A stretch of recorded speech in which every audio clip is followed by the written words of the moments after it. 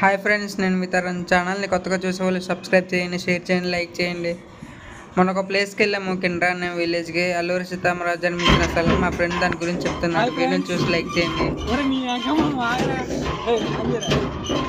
Hi friends, Alluri జిల్లా కొయ్యూరు మండలం మన కిండ్రా గ్రామంలో ఈ యొక్క వైద్య బ్రిడ్జి చూడడానికి మేము దాదాపు 150 కిలోమీటర్ల దూరం నుంచి వచ్చాం.